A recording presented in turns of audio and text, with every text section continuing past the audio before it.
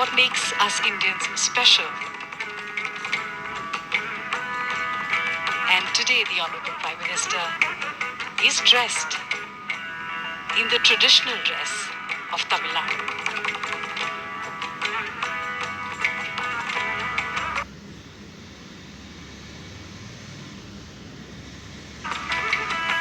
He receives President Xi,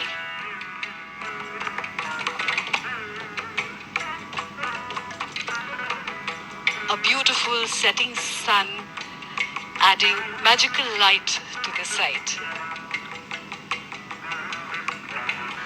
The Panch Rathas are also known as the Panch Pandava Rathas, and they are an excellent example of monolithic architecture.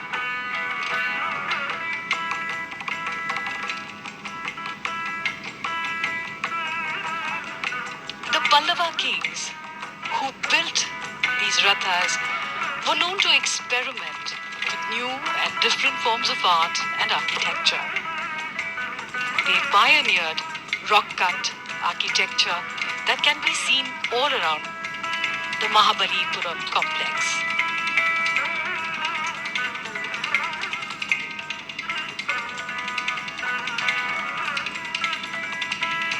The first small structure is called Draupadi Rath.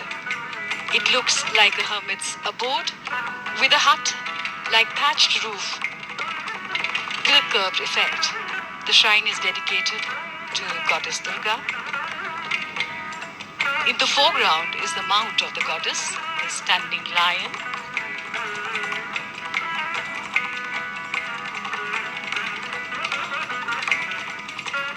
And this is the Nakul Sahadev Ratha.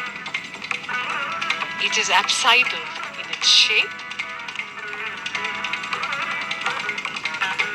There are no figure carvings on this Ratha, but its beauty lies in its simplicity. Next to it stands a life-size monolithic elephant. This is a fine example of Pallava imagination and propensity for experimentation.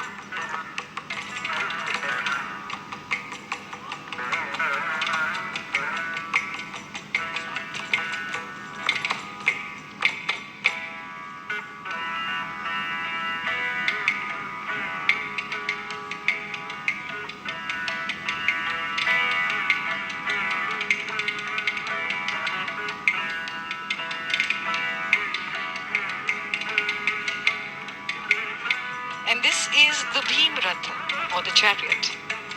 This is the largest of the 5 structures, with a roof that is shaped like a country wagon.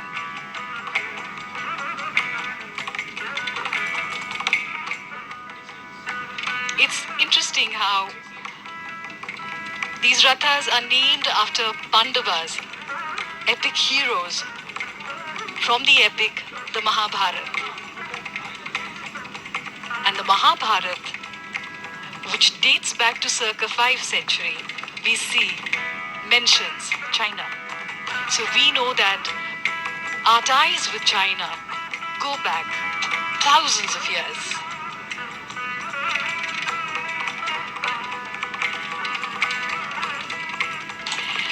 The Yudhishthir or Dharmaraj Ratha is the tallest structure. It depicts the maturing of temple architecture and is the most refined of the 5 structures. It became the basis of the temples to come later during the reign of the Cholas and others thereafter.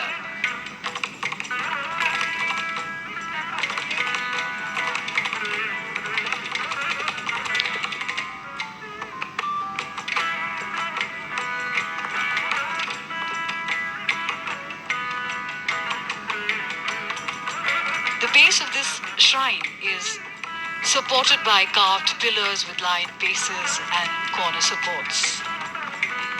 There are many lifelike sculptures on the corners of this shrine that depict various manifestations of Lord Shiva.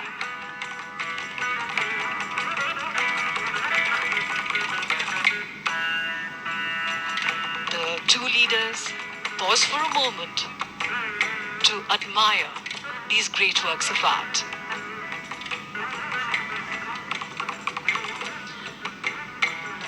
One of the greatest of Chinese poets is Li Bai, who lived in the 8th century. His words resonate on this occasion. We sit together, the mountain and me, until only the mountain remains.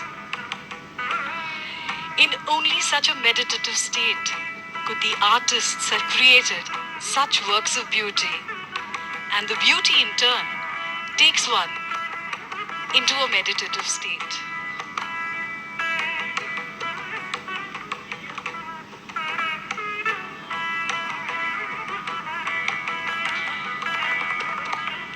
The relations between India and China go back at least 2000 years. The Tamil and Chinese interaction is at least 13 centuries old. So it is quite easy to imagine travelers coming here to admire these very sights, to wonder at these structures in the ancient times, just as we admire them today.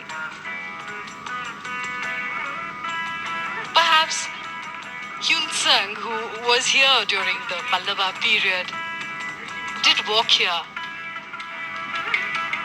with his friends and admire the sheer beauty of these structures.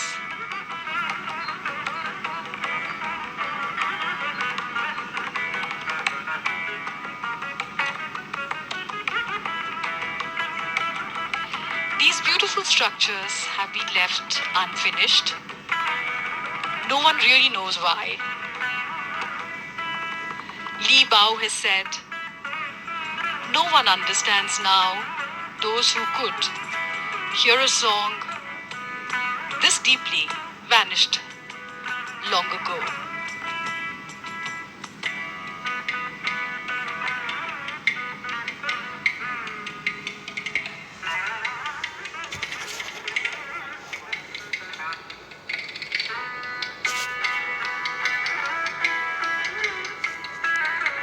The first records of contact between China and India were written during the 2nd century BC. Buddhism was transmitted from India to China in the 1st century AD. Trade relations via the Silk Road acted as economic contact between the two regions.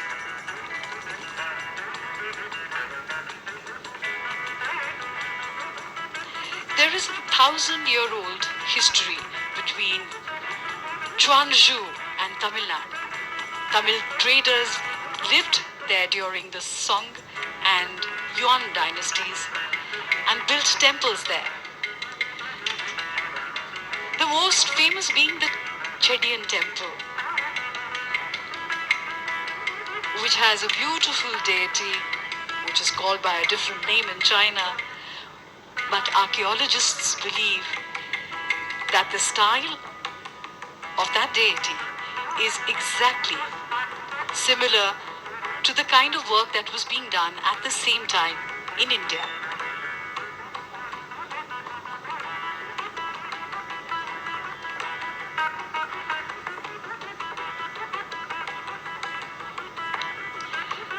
In the 1930s, dozens of stones showing perfectly rendered images of the god Narasimha, the man-lion avatar of Vishnu, were unearthed in Chuanzhou.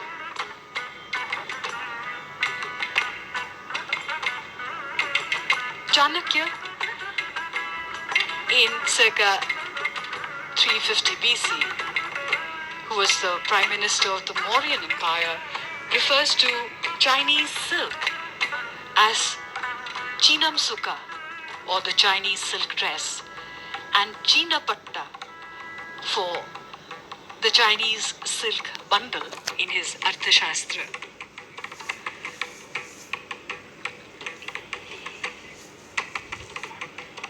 In the records of the grand historian Zhang Jian,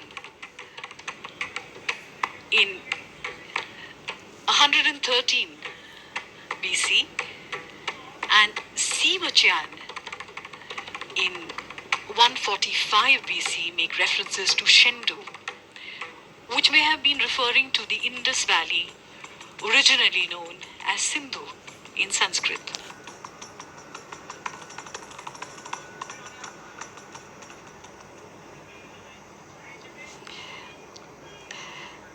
Of the many interesting similarities and commonalities between India and China is sugar, which was first developed in China. And when it came to India, we called it chini, meaning something which is referred to as Chinese. And even today, when we talk about sweetness in life or in relationships, we talk about chini.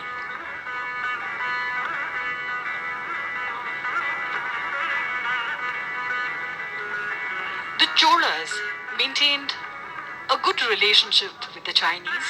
An entire treasure trove of ancient Chinese coins have been found in the Chola homeland.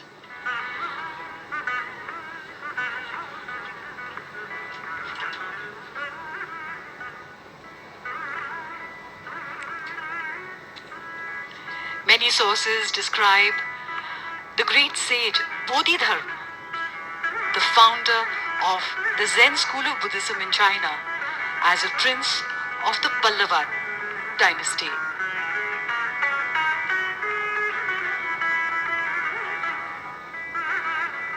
During the 8th century, the astronomical tables of science by the Indian astronomer and mathematician Aryabhat were translated into the Chinese astronomical and mathematical book of the Treatise of Astrology of the Qian era.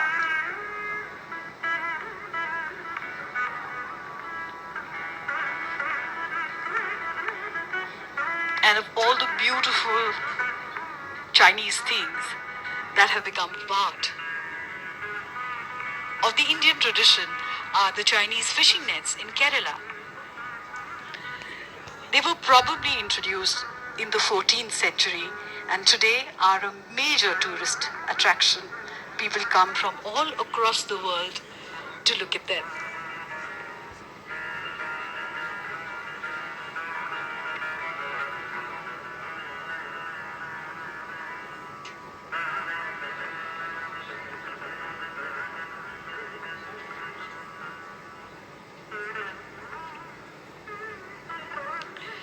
These structures here, the rathas, date back to the 7th century and are attributed to the reign of King Mahendravarman and his son Narasimhavarman in the 7th century of the Pallava kingdom. These temple structures were never consecrated, due to which some historians even speculate